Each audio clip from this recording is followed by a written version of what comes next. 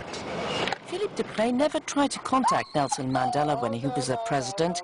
Today, he is simply proud to have known such an exceptional man, even if it was while he was on the other side of the bars of Robben Island. We now take our second break.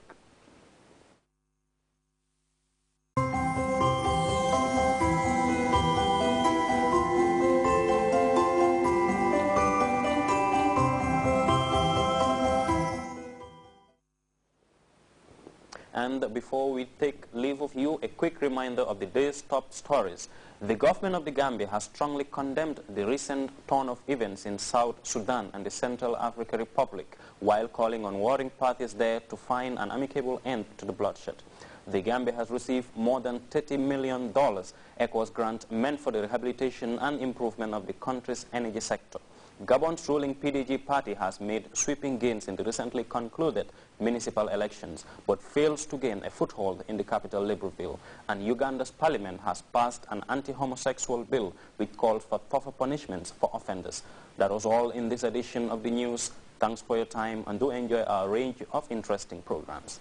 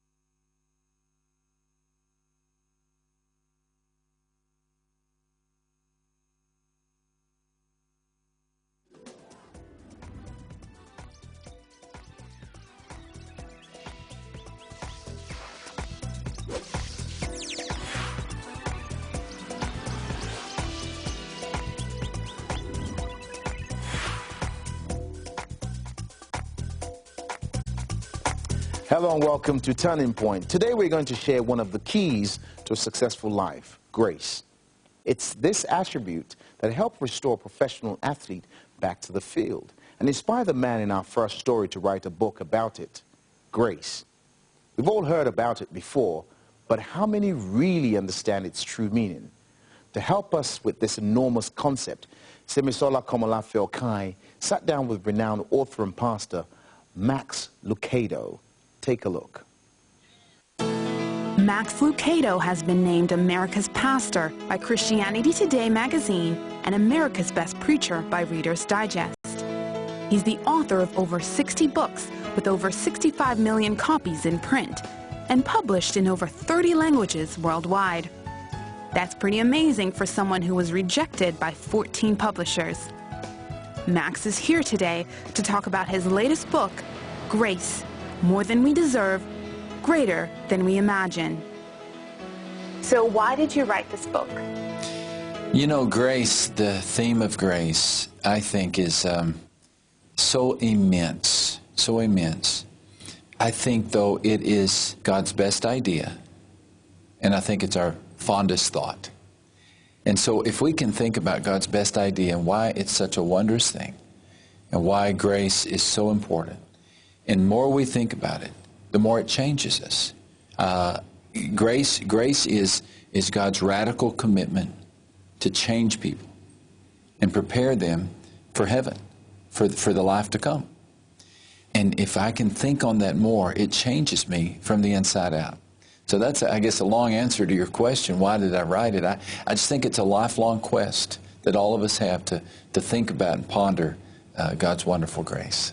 So personally, you mentioned that grace changes you. So in your life, how has grace really touched you? I think all of us experience some similar forms of grace. The first is forgiveness. We have to trust God to forgive us. Many people live in guilt. They live in guilt. They've never allowed God to forgive them for decisions they've made or mistakes they've made, and they live in guilt.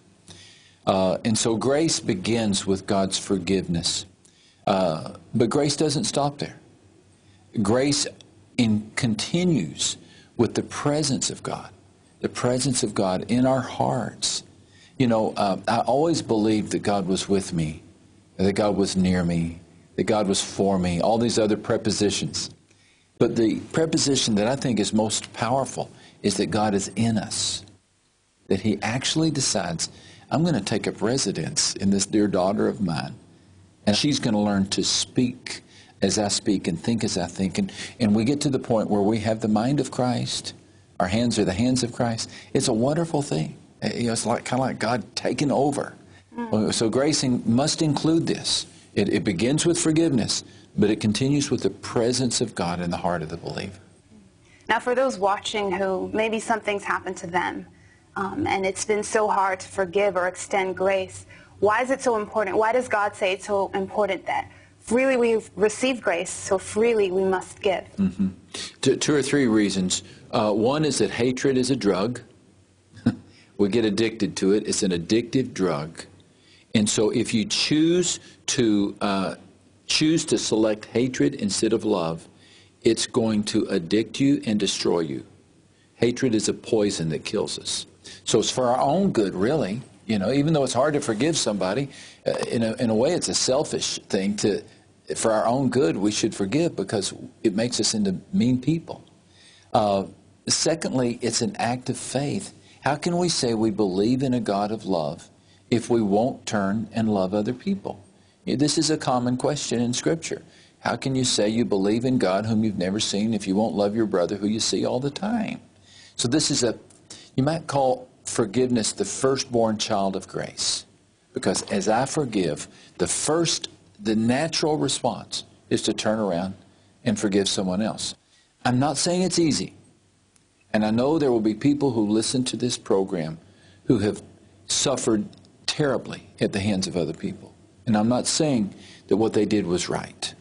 Because some of these people have been abused, abandoned, beaten. I'm not saying what they did was right. And I'm not saying when you forgive somebody, you're saying what they did was right. You're not endorsing their misbehavior. What you're saying is, I'm turning that person over to God. God says, vengeance is mine, I will repay. So God will take care of that person. That's not my job, it's not yours. And so when you forgive somebody, you're saying, okay, I'm going to turn that person over to God. And I'm not going to let my heart become a heart of anger. Because His grace is sufficient. Absolutely. Absolutely. Now for you, you are a pastor. You've authored so many books, a bestseller, you're a husband, a father, a speaker. You do so much. Is grace your secret? That's a great question.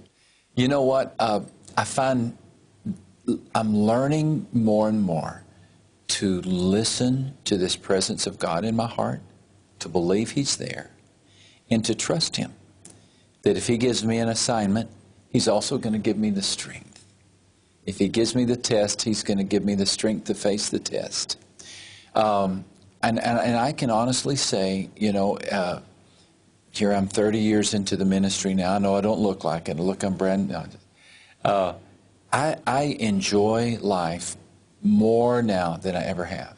I love ministry more than I ever have. I love preaching more than I ever have.